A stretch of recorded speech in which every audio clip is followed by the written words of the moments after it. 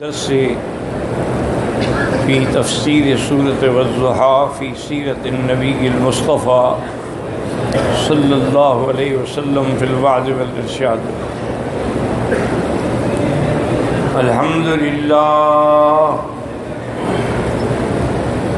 الحمد لله وكفى والصلاة والسلام على خاتم الأنبياء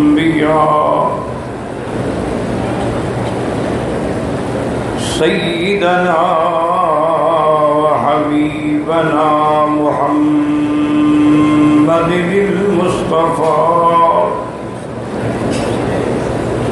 وعلى آله المجتبى وأصحابه النجبى.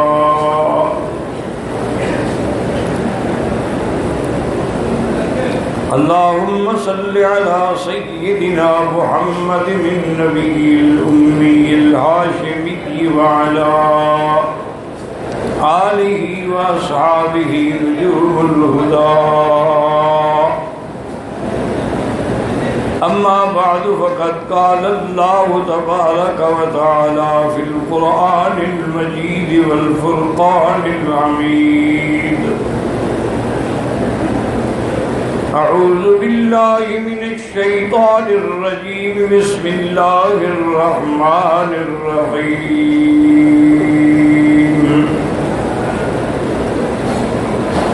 والضحى والليل إذا سجى ما ودعك ربك وما قلى وللآخرة خير لك من الأولى وَلَسَوْفَ يُؤْتِيكَ رَبُّكَ فَتَرْضَى.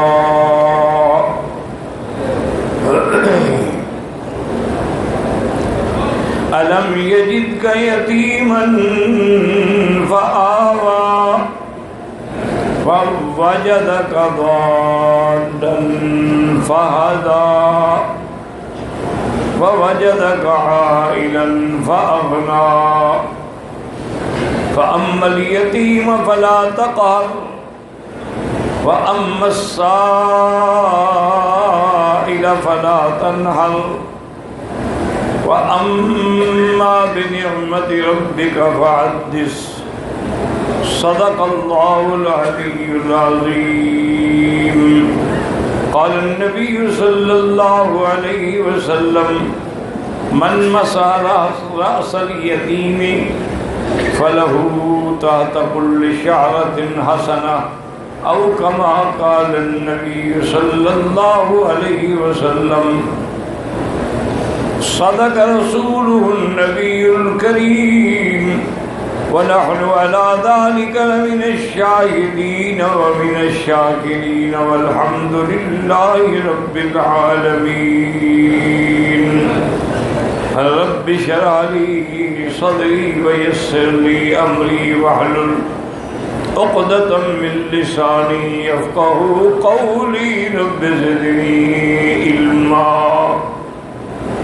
سبحانك لا علم لنا إلا ما علمتنا إنك أنت العليم الحكيم. برادران اسلام،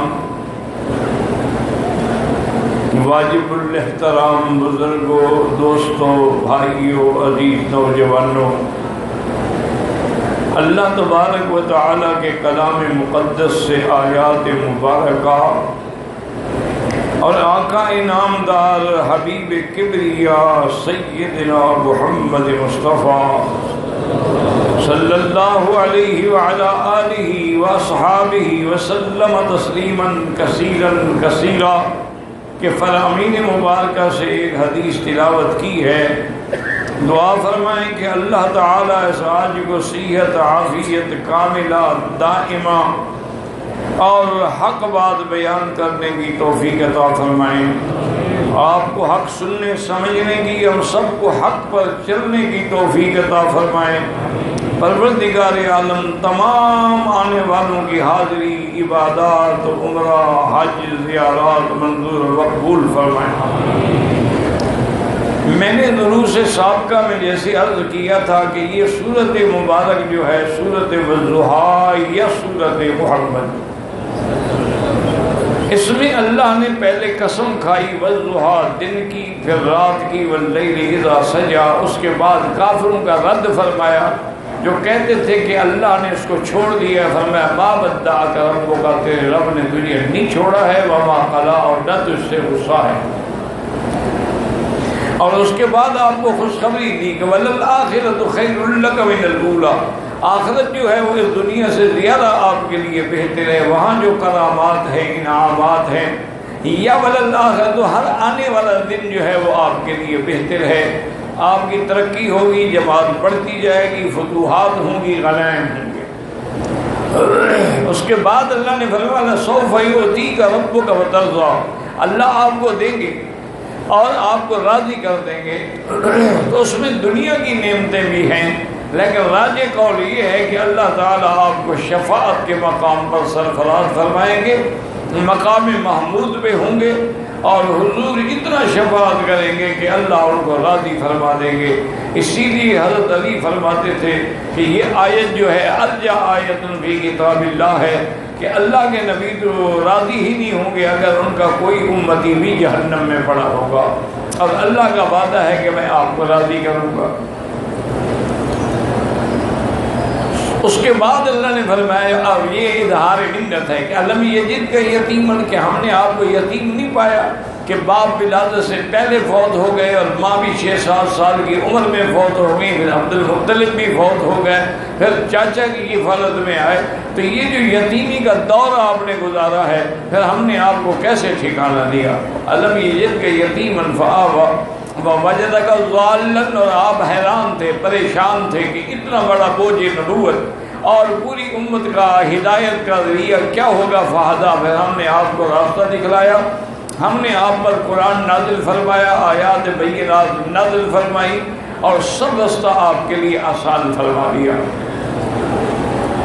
اسی طرح پھر اب اللہ تبارک و تعالیٰ وَوَجَدَكَ ضَالًّا فَهَدَىٰ وَوَجَدَكَ عَائِلًا، پھر ہم نے آپ کو فقیر پایا کہ آپ کے پاس نہ دولت تھی، نہ مال تھا، نہ پیسہ تھا، نہ گھر تھا، فَأَغْنَىٰ، پھر اللہ نے آپ کو غنی کر دیا۔ کیسے غنی کیا؟ بمال خدیجہ، پہلے بی بی خدیجہ کے مال کو آپ کے سپرد کر دیا، پھر مال ابی بکر آپ کے سپرد کر دیا، پھر ہجرت کے بعد مدینہ منورہ کے انصار آپ کے غلام بنا دیے، اور اس کے بعد پھر بدر کے فتوحات اور مکے کے فتوحات اور حنین کے فتوحات، ہم نے پھر آپ کو غنی بنا دیا، یا آپ کو ہم نے نفس کا غنی بنا دیا کہ مال ہو نہ ہو آپ کے لیے برابر تھا۔ اس لیے وَوَجَدَكَ عَائِلًا فَأَغْنَىٰ۔ اب اللہ تعالیٰ نے یاد رکھو کہ 3 نعمتیں عطا فرمائیں، اب 3 ہدایات ہیں۔ پہلی نعمت تھی نا کہ علم یجد کا یتیمن فآویٰ، کہ آپ یتیم تھے، ہم نے بنا دی۔ وَوَجَدَكَ ضَالًّا فَهَدَىٰ وَوَجَدَكَ عَائِلًا فَأَغْنَىٰ۔ اب 3 ہدایات ہی رہی، علم یجدک یتیمن فآویٰ، اس کو نظر رکھیں۔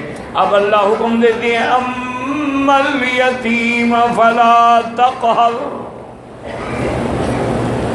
یاد رکھیں یہاں 2 قراتیں ہیں قراء کے، ایک تو تقہر یعنی نقطے والا کاف، اور یا تقہر کاف کعبے والا، کیونکہ لفظ قہر جو ہے وہ غلبے سے ہے، اور تقہر کا معنی ہوتا ہے کسی کو زجر کرنا، تنبیہ کرنا، ڈانٹ دینا۔ تو اللہ نے حکم دیا کہ میرا مدنی آپ تو خود یتیمی دیکھ چکے ہیں نا، اب اگر کوئی یتیم ہو تو اس پر کبھی بھی آپ نہ ظلم کریں، نہ اس کو کبھی ڈانٹیں،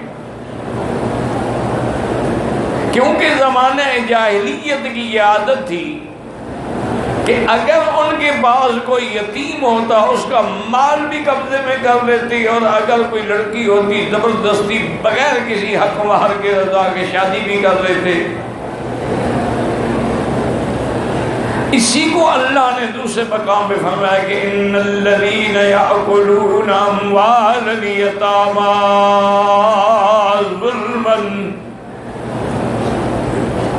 کہ جو لوگ یتیموں کا مال ناجائز کھاتے ہیں وہ اصل میں جہنم کے انگارے کھا رہے ہیں۔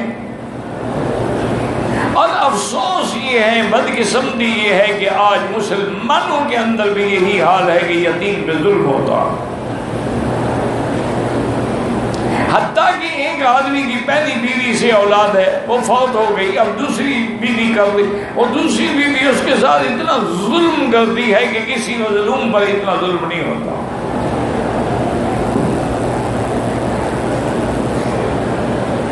اور یتیم کا حالانکہ اتنا بڑا مقام ہے، ایک حدیث مبارک میں ہے کہ جو آدمی یتیم کے سر پہ ہاتھ پھیرتا ہے اس کے ہاتھ کے نیچے جتنی بال ہیں اللہ اتنی نیکی عطا فرماتے ہیں۔ اور ایک حدیث میں ہے کہ اذا بکل یتیم، جب یتیم روتا ہے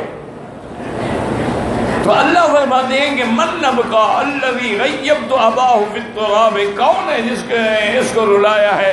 اس کے والدین کو تو میں نے مٹی کے نیچے چھپا دیا، اب یہ مظلوم ہے، کون اس کو رلا رہا ہے؟ من اللہ اسکتہ دخلتہ الجنت، جو اس یتیم کو جا کے راضی کرے اور اس یتیم کو جا کے تسلی دے، میں اس کو جنت عطا کروں گا۔ اسی طرح حضور نے فرمایا کہ انا وکافل الیتیم، میں اور یتیم یا یتیم کی کفالت کرنے والا جنت میں قریب ہوں گے، یعنی اس کا مقام حضور کے قریب ہوگا۔ اور اسی طرح ایک روایت میں آتا ہے کہ اللہ اللہ من لیس لہ الا اللہ، کہ اس کا کیا حال ہے جس کا اللہ کے سوا کوئی نہیں۔ اور اسی طرح یعنی آپ اندازہ کریں کہ صحابہ کا یہ عمل تھا، حضرت عبداللہ ابن عمر، حضرت عمر اور دیگر صحابہ بھی اگر کوئی یتیم ہوتا تو فوراً اس کے سر پہ ہاتھ پھیرتے۔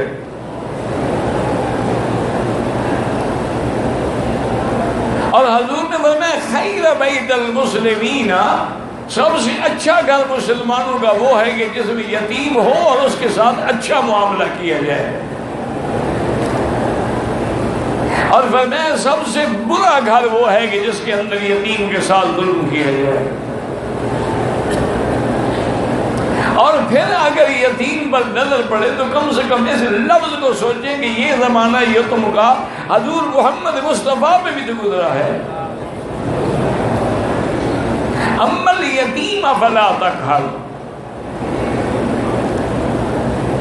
یاد رکھیں کہ حضرت انس رضی اللہ تعالی عنہ جو حضور کے خادم ہیں وہ فرماتے ہیں کہ میں نے 10 سال حضور کی خدمت کی ہے، ما ضربنی وما سبنی وما شتمنی ولا قہرنی، کبھی حضور نے مجھے نہیں ڈانٹا اور کبھی حضور نے مجھے یہ بھی نہیں فرمایا کہ فلاں کام کیوں نہیں کیا، اور اگر کبھی میں نے کیا تو یہ بھی نہیں فرمایا کہ یہ کام تم نے کیوں کیا، پر جو کیا حضور نے صبر کر کے برداشت کیا۔ تو پہلی ہدایت کیا ہے کہ وَأَمَّا الْيَتِيمَ فَلَا تَقْهَرْ، اور دوسری ہدایت کیا ہے وَأَمَّا السَّائِلَ فَلَا تَنْهَرْ، کہ میرا مدنی اگر کوئی سوال کرے تو اس کو کبھی نہ ڈانٹیں، اس سے کبھی نہ جھڑکیں، بلکہ اگر آدمی سائل کو کچھ دے سکتا ہے ٹھیک ہے، ورنہ ردن کریمن، بہتر جواب کے ساتھ اس سے معذرت کر لے۔ جیسے یہاں عرب میں عادت ہے اگر کچھ دے سکتے ہیں ورنہ کہہ دیں گے کہ اللہ کریم، اللہ بڑا سخی ہے، بھی اللہ آپ کو دے گا۔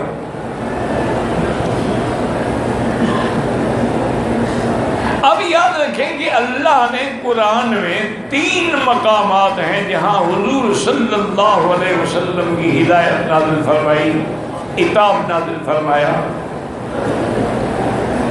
ایک تو حضور صلی اللہ علیہ وسلم کے ساتھ قریش مکہ کے کچھ سردار بیٹھے تھے، حضور ان کو دعوت اسلام دے رہے تھے، کہ عبداللہ ابن ام مکتوم نابینا صحابی ہیں حضور کے، وہ جو آئے تو کہا علمنی یا رسول اللہ، علمنی یا حضور، مجھے ایک آیت سکھلائیں۔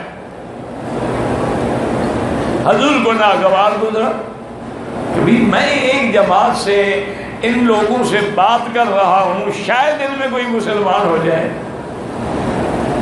اور اس اللہ کے بندے نے ایسے موقع پہ آ کے اتنا شور کر دیا ہے، یہ تو کسی وقت بھی میرا صحابی ہے، مجھ سے آگے دین سیکھ سکتا ہے۔ تو حضور کے چہرے پہ بل پڑ گیا، ناگوار گزرا۔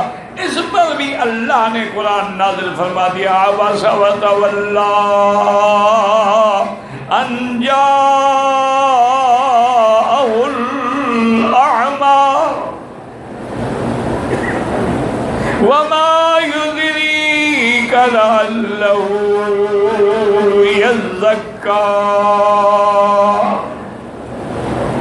اللہ نے فرمایا تیوری چڑھائی، منہ پھیر لیا اس لیے کہ وہ نابینا ہے۔ آپ کو کیا علم ہے کہ آپ کی بات سے کس کو فائدہ ہوگا؟ آپ کی بات سن کر اس کو تو اللہ تبارک و تعالی مقام تقوی عطا فرماتے۔ اور یہیں پر ایک مسئلہ بھی سمجھ رہے ہیں کہ حضور چاہتے تھے کہ سردار کفار قریش جو ہیں وہ مسلمان ہو جائیں، کہ عبداللہ ابن مکتوم تو صحابی ہے، مسلمان ہے، اس کا تو کوئی خوف ہی نہیں، غم ہی نہیں۔ اللہ نے فرمایا نا، کافر مسلمان کی بات نہیں، علاج اسی کا کیا جاتا ہے جو علاج کرانا چاہتا ہے۔ جو علاج ہی نہ کرانا چاہے اس پر محنت کرنے کی کیا ضرورت ہے؟ اور پھر کافر کا ایمان لانا جو ہے وہ موہوم ہے، یعنی ہو سکتا ہے ایمان لے آئے، لیکن عبداللہ ابن ام مکتوم کا ہدایت پانا تو یقینی ہے، تو یقینی چیز کو چھوڑ کے ایک گمان پہ عمل کیا جائے۔ اور اسی آیت میں یاد رکھیں وہ بھی ہے، جیسے آج کل بہت لوگ کہہ دیتے ہیں نا، اے دیکھو جی یہ مولوی ہیں، تبلیغ والے ہیں، سب مسلمانوں کو تبلیغ کر رہے ہیں، کافروں کو تو نہیں، اصل تو ان کو کافروں کو تبلیغ کرنی چاہیے، ہم تو مسلمان ہیں۔ ایک شبہ ان کے دماغ میں بھی ہوتا ہے، کوئی شیطانی وسوسہ بھی ہوتا ہے، لیکن یاد رکھیں کہ اگر کفار کے ہدایت کا تمہیں اتنا غم ہے تو ایک کام تم بھی تو کر دو نا، تم جا کے ان کو ہدایت کرو۔ دوسری بات یہ ہے کہ مومنوں کا ایمان سنبھالنا، ان کا اسلام سنبھالنا، ان کو دین پہ قائم رکھنا، یہ زیادہ اہم ہے ان کو تبلیغ کرنے سے۔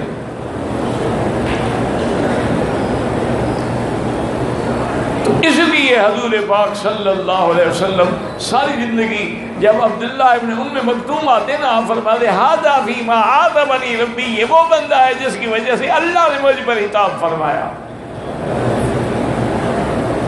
ایک دفعہ مال بحرین سے مال غنیمت میں کچھ جیکٹ آئے، جیکٹ یا واسکٹ یا جو سمجھ لیں، کوٹ سمجھ لیں، حضور پاک نے تقسیم فرما دی صحابہ کو۔ عبداللہ ابن ام مکتوم کو بھی پتہ چلا کہ حضور کے پاس جیکٹ آئے ہیں، آپ نے سب کو تقسیم فرما دیے، تو آپ نے خادم سے کہا مجھے لے چلو، مجھے کیوں نہیں دیا حضور نے؟ حضرت عبداللہ ابن مکتوم دروازے پہ آئے، حضور کے آواز دی، حضور سمجھ گئے کہ عبداللہ ابن مکتوم ہے، آئے اور انہوں نے سلام عرض کیا اور کہا یا رسول اللہ آپ نے مجھے جیکٹ نہیں دیا۔ کہا عبداللہ تمہارے لیے تو دیکھو میں نے چھپا کے رکھا ہے۔ حضور نے اپنے ہاتھ سے جیکٹ دیا اور پھر اس کے ہاتھ پکڑ کے بٹن پہ ہاتھ پھرا رہے، دیکھو بٹن کتنا خوبصورت ہے، یہ دیکھو کتنا خوبصورت ہے، یہ دیکھو۔ تو عبداللہ بڑے انتہا خوش ہو گئے۔ اور یہ وہ عبداللہ ابن مکتوم ہے کہ حضور ایک دفعہ جنگ میں تشریف لے گئے تو مدینہ منورہ میں اپنے منبر پر اس کو امام بنا کے گئے اور 17 دن حضور کے مصلی پہ اسے نماز پڑھائی۔ اصل میں حضور وہ چاہتے تھے کہ اس کے دل میں وہ بات نہ ہو جس کی وجہ سے اللہ تبارک و تعالیٰ نے عتاب فرمایا ہے۔ جب جنگ قادسیہ کا موقع ہے نا، یہی عبداللہ بن مکتوم آئے امیر المومنین کی خدمت میں کہ حضرت مجھے بھی جنگ میں لے جائیں۔ انہوں نے کہا عبداللہ تم نابینا ہو، معذور ہو، نابینا آدمی جو ہے وہ دشمن سے کیسے لڑے گا؟ انہوں نے کہا حضرت کمال کی بات کرتے ہو، میں جب صف میں بڑا ہوں گا اکسر صفوف المسلمین سواد المسلمین، تو مسلمانوں کا عدد تو بڑھ جائے گا نا کہ ایک آدمی اور زیادہ کھڑا ہے، دشمن کو کیا پتا ہے کہ میں اندھا ہوں یا آنکھوں والا ہوں۔ اور تیسری بات یہ ہے حضرت، اور میں کچھ نہیں کر سکتا، اسلام کا پرچم مجھے پکڑوا دے، کم سے کم جھنڈا لے کر تو کھڑا رہوں گا نا۔ اور تیسری بات یہ ہے کہ اگر مجاہدین کا سامان آپ میرے سپرد کر دیں گے، سامان میں پہلا تو دوں گا، مجھے جہاد سے کیوں معلوم کرتے ہیں؟ یہ عبداللہ بن مکتوم تھے جس کی وجہ سے اللہ نے قرآن کہا۔ اسی طرح ایک دفعہ کافروں کے کچھ سردار حضور کی خدمت میں آئے۔ درود شریف آپ بالکل نہیں پڑھتے، اب اس کا کیا علاج ہے؟ میرے کو علاج ہے بتا کہ حاجی ہو درود نہ پڑھے، اور جب اپنے ملک میں جائیں گے کہیں گے کیا پوچھتے ہو جی، مکے مدینے میں تو سب وہابی ہیں، نہ وہاں فاتحہ ہے نہ درود ہے۔ او جی اتنے بڑے سخت وہابی ہیں، حضور کی جالی نہیں چومنے دیتے۔ اب وہ بھی تو سچے ہیں نا بیچارے جو قبر چومنے والے لوگ ہوں، ساری زندگی جن کی قبریں چومتے گزری ہو، حضور کی جالی سامنے ہو اور ان کو روکا جائے تو وہ کہتے ہیں ہاں دیکھا وہابی ہیں کہ نہیں، جالی نہیں چومنے دیتے۔ لیکن حجاج کرام ایک بات یاد رکھو کہ یہ جالی نہ چومنا جو ہے یا ہاتھ لگا کے جالی کو چومنا جو ہے، اس سے جو منع کرتے ہیں میرا ایمان ہے، یہ دعا ہے حضرت محمد مصطفیٰ۔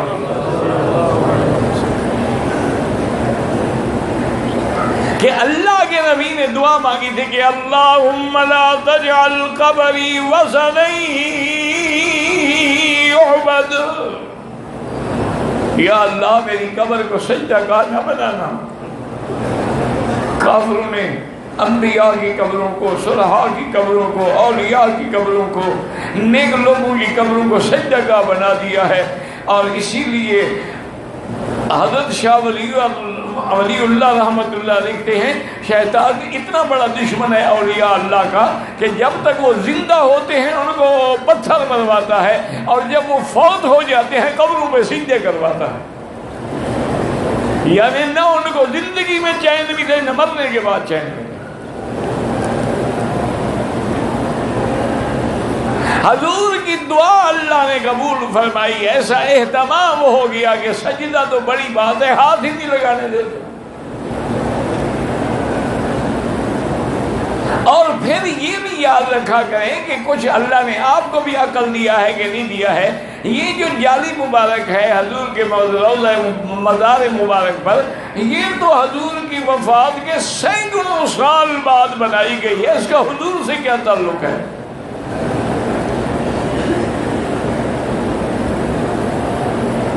لیکن جناب اللہ پاک رحمت کرے، اگر کعبے کا دروازے پہ سونے کا دروازہ لگ سکتا ہے تو ہمارے ہاں مزاروں پر بھی سونے کے دروازے لگائے جاتے ہیں۔ تو حضور کی خدمت میں کچھ آئے سردار قریش کے، کہنے لگے کہ یا رسول اللہ صلی اللہ علیہ وسلم، جتنے دفعہ نام آئے لگا صلی اللہ علیہ وسلم۔ ایک تو مجلس میں برکت ہوتی ہے، دعائیں قبول ہوتی ہیں، اور کہنے والے کو بھی انشراح صدر نصیب ہوتا ہے جب حضور کے نام پہ درود شریف پڑھا جاتا ہے۔ انہوں نے کہا کہ آقا ہم یہ چاہتے ہیں اجعل لنا مجلسا، ہمارے لیے الگ ٹائم رکھ دیں تاکہ ہم سردار لوگ ہیں، آپ کے ساتھ یہ سارے غلام اور غریب، کہیں صہیب ہے، کہیں خبیب ہے، کہیں بلال ہے، کہیں عمار ہے، یہ تو سارے غلام لوگ ہیں ہمارے، آپ ان کو بھی ہمارے برابر بٹھاتے ہیں۔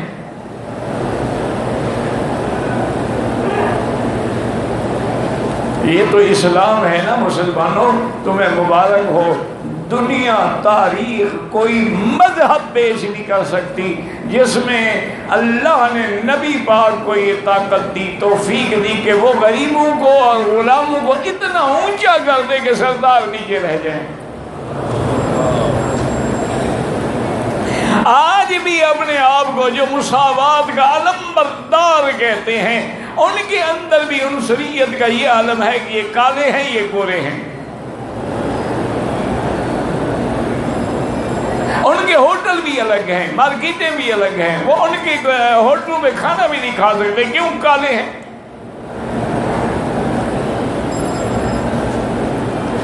یہ تو اسلام ہے نا کہ جب مکہ فتح ہوا، اللہ نے عزت دی، غلبہ دیا، حضور نے فرمایا این بلال، بلال کہاں ہے؟ حاضر یا حضور؟ فرمایا آج کعبے کی چھت پہ چڑھ جاؤ اور اذان دے۔ اور کوئی اذان دینے والا نہیں تھا، حضور خود اذان نہیں دے سکتے تھے۔ مقصد کیا تھا کہ آج غلاموں کو محمد مصطفیٰ نے اونچا کر دیا، آج محمد مصطفیٰ نے گورے اور کالے کا فرق مٹا ڈالا ہے کہ ابو بکر نیچے کھڑا ہے اور بلال کعبے کی چھت پہ کھڑے ہو کے اذان دے رہا ہے۔ لا فضل لعربی علی عجمی ولا لأحمر علی اسود الا بالتقوی۔ حضور نے فرمایا کوئی عربی عجمی میں فضیلت نہیں، کوئی گورے کالے میں، مگر وہ جتنا متقی ہوگا اتنا درجہ بلند ہوگا۔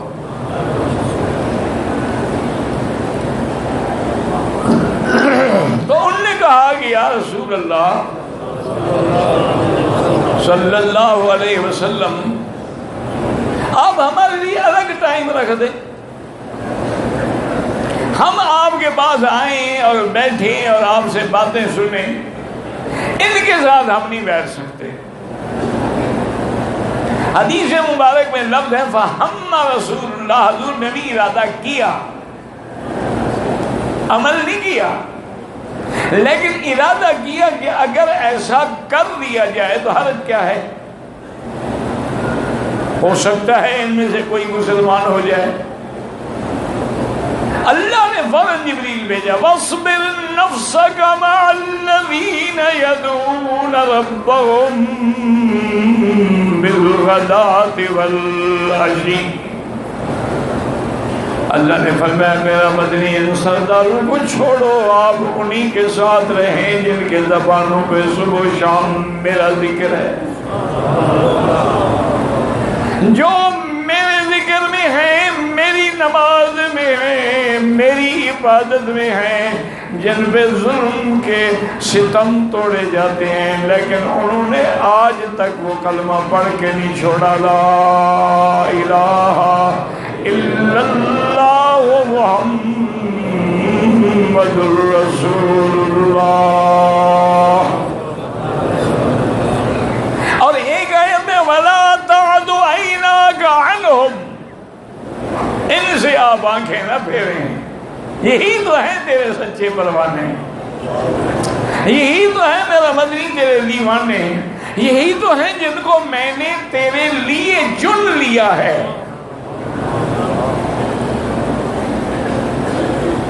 تو ایک آیت وہ اتری عبداللہ ابن ام مکتوم کے بارے میں، اور ایک آیت یہ اتری، اللہ نے فرمایا وَأَمَّا السَّائِلَ فَلَا تَنْهَرْ، کہ سائل کو کبھی جھڑکی نہ دیں، کبھی ناراض نہ ہوں، اگر کچھ دے سکتے ہو ورنہ رَدًّا جَمِيلًا، اچھی طرح بات کریں۔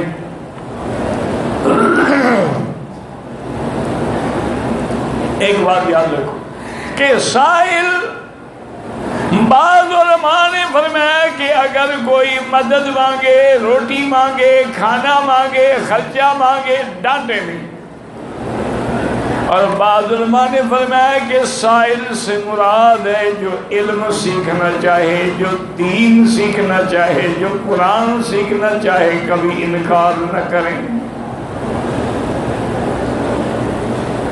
سائل سے مراد دین سیکھنے والا۔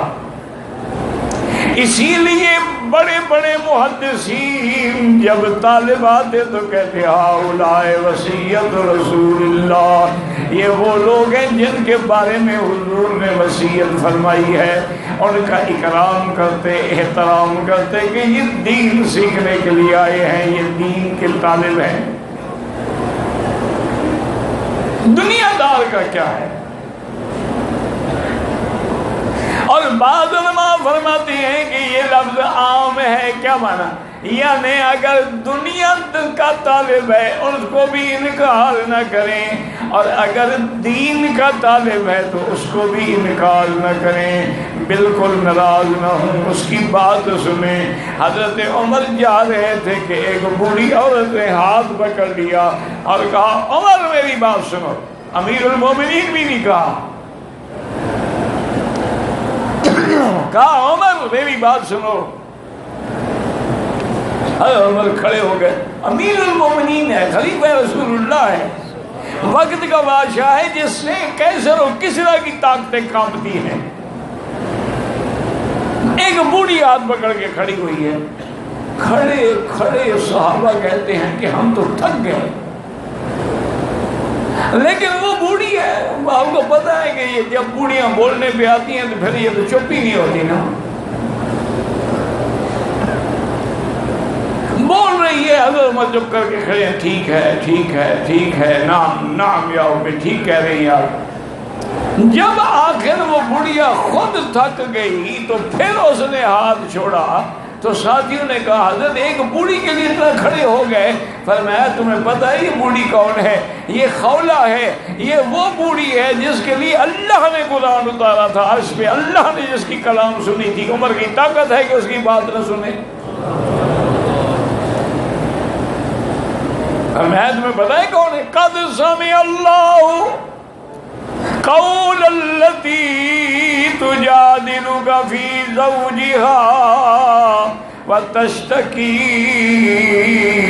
إلى الله۔ اس لیے بی بی عائشہ کہتی تھی سبحانک، اللہ تیری ذات کتنی پاک اور بلند ہے، میں کمرے میں بیٹھی کچھ بات سنی کچھ نہیں سنی، آپ نے اس کی فریاد عرشوں پہ سن لی۔ فریاد سننے والا کون ہے؟ سیدھی بات کرو۔ نہیں، آپ کے ملک میں داتا نہیں سنتا؟ باغ پٹن والے، شہباز قلندر، عبداللہ غازی نہیں سنتے؟ اچھا، ناراض ہے؟ اور خدا کے لیے اپنے عقیدے ٹھیک کر۔ سننے والا کون ہے؟ انہو هو السمیع العلیم۔ سننے والا کون اور جاننے والا کون؟ تم جن کو پکارتے ہو نہ وہ سنتے ہیں نہ وہ جانتے ہیں۔ یا علی مدد، اپنے بچے کربلا میں شہید ہو گئے، وہاں تو پہنچے نہیں، تمہاری مدد کے لیے آ جاتے ہیں۔ پتہ نہیں عقل کے پردے ڈھیلے ہو جاتے ہیں یا پھر اللہ ناراض ہو تو عقل پہ پردہ پڑ جاتا ہے۔ ادھر حضرت حسین کی شہادت بیان کرتے ہیں، ادھر کہتے ہیں مولا علی مدد مشکل کشا، جو اپنے بچوں کی مشکل میں کام نہ آیا وہ تیری مشکل کیا حل کرے گا؟ مسئلہ سمجھو، جس پہ خود مشکلیں پڑیں وہ کبھی مشکل کشا نہیں ہو سکتا۔ مشکل کشا وہ ہے جس پہ کوئی مشکل نہ پڑے۔ تو اب جناب اللہ تبارک و تعالی نے قرآن میں فرما دیا وَأَمَّا السَّائِلَ فَلَا تَنْهَرْ، اور آخری بات کیا کی؟ فرمایا وَأَمَّا بنعمت ربک فحدث، اور میرا مدنی اللہ کی نعمتوں کا شکر کریں۔ کیا مطلب؟ بعض علماء نے فرمایا سب سے بڑی نعمت میں نے تجھے قرآن دیا ہے، وہ پڑھیں بھی اور پڑھائیں بھی، اور بعض نے فرمایا نعمت نبوت ہے، جب میں نے آپ کو نبی چن لیا ہے، رسول چن لیا ہے، تو بلغ ما انزل الیک من ربک، یہ ہے حدث۔ اور بعض علماء نے فرمایا کہ اللہ کی ہر نعمت پہ شکر کہیں، چونکہ علماء کا قول ہے، اور اسی طرح آثار میں بھی آتا ہے من لم یشکر القلیل لم یشکر الکثیر، جو تھوڑی چیز کا شکر نہ کرے وہ زیادہ کا بھی نہیں کرتا ہے۔ من لم یشکر الناس لم یشکر اللہ، اور جو بندوں کا شکر نہ کرے وہ اللہ کا بھی شکر نہیں کرتا ہے۔ اور یاد رکھیں اللہ کی نعمت کا شکر جو ہے وہ ایمان کی نشانی ہے، اور اس کا چھوڑنا جو ہے وہ کفر ہے۔ اس لیے اللہ نے مومن کو شکور بھی کہا ہے، اِنَّا هَدَيْنَاهُ السَّبِيلَ اِمَّا شَاكِرًا وَإِمَّا كَفُورًا۔ اس لیے حضور اسی لیے حکم ہے کہ ہر نعمت پہ شکر ادا کرو، اللہ کا حکم۔ اچھا ایک بات سمجھیں کہ اللہ نے یتیم کا، ذرا توجہ کریں گے انشاءاللہ بات سمجھ آئے گی۔ میرے خیال میں قرآن سن سن کے تنگ تو نہیں آ گئے، ڈوڑے شوڑے سنایا کریں گے نہ، ہو سکتا ہے نا لوگوں کو آج کل تو بخار ہو جاتا ہے نا، اور جب جاؤ وہابیوں کے بعد یہ قرآن ہی ہے نا، اور کیا ہے ان کو اندر کا تو پتہ ہی نہیں ہے باطن کا۔ اب یاد رکھیں کہ اما بنعمت ربک فحدث، معنی یہ ہے کہ اللہ کی نعمتوں کا شکر کرے۔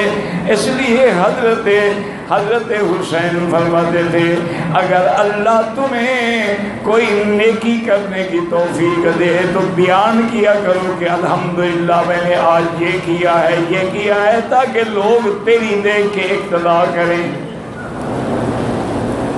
حضرت ابو البراق بہت بڑے اولیاء گزرے ہیں، وہ فرماتے ہیں آج رات میں نے اتنی نفل پڑھی، اتنی منزل پڑھی، اتنی قرآن پڑھا۔ تو کسی نے کہا حضرت آپ جیسی شخصیت یہ ظاہر کر رہی ہے؟ انہوں نے کہا اللہ کہتا ہے بیان کرو اور تم کہتے ہو کہ کیوں بیان کر رہے ہو؟ اللہ تو کہتے ہیں اما بنعمت ربک فحدث، ہاں جہاں ریا کا ڈر ہو، سمعت کا ڈر ہو، وہاں نہ کیا جائے۔ سمجھ آ رہی ہے میری بات؟ اچھا اسی لیے یہ انہوں نے اب جو بات میں کہہ رہا تو غور کریں کہ الذی اما الیتیم فلا تقہر کا ذکر پہلے کیا، اما السائل فلا تنہر کا ذکر پہلے، اور اپنا بعد میں۔ بھائی پہلے ذکر سائل کا ہے نا، یتیم، پھر فرمایا اما بنعمت ربک فحدث، یعنی اپنا ذکر بعد میں اور یتیم اور سائل کا پہلے۔ اس کی وجہ کیا ہے؟ علماء نے فرمایا چونکہ وہ کمزور ہیں، وہ ضعیف ہیں، وہ محتاج ہیں، اس لیے اللہ نے ان کا ذکر پہلے کیا اور اپنا ذکر بعد میں فرمایا۔ واللہ اعلم۔